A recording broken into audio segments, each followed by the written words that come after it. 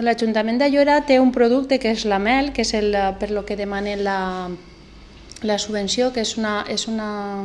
un event que fan del 9 al 12 d'octubre basat en el producte de la mel.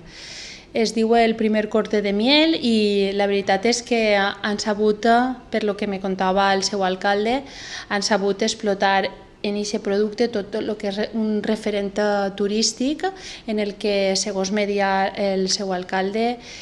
passen per un poble que té 6.000 habitants, no arriba, passen unes 30-35.000 persones durant aquests 4 dies. Per tant, la repercussió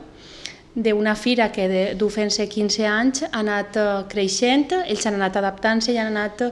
incloent coses per donar-li un atractiu a la gent que va perquè repetisca, perquè tu vas, ho veus i ja no tornaries si no tinguera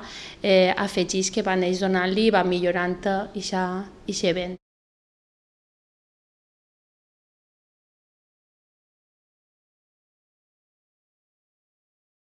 Llevamos ya varios años firmando el convenio para apoyo y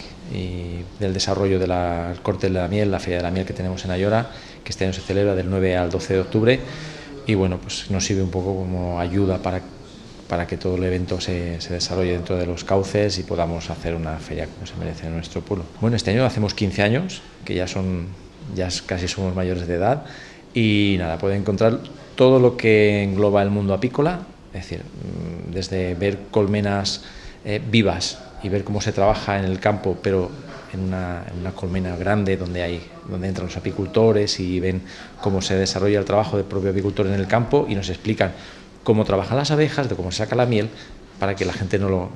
está muy acostumbrada a ver el tarrito de miel en el supermercado. Bueno, pues muy importante que sobre todo los nanos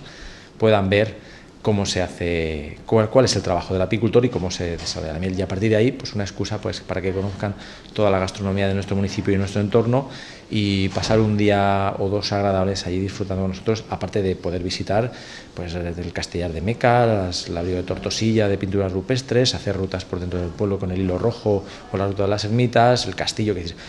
darles una excusa de pasar un buen fin de semana en familia.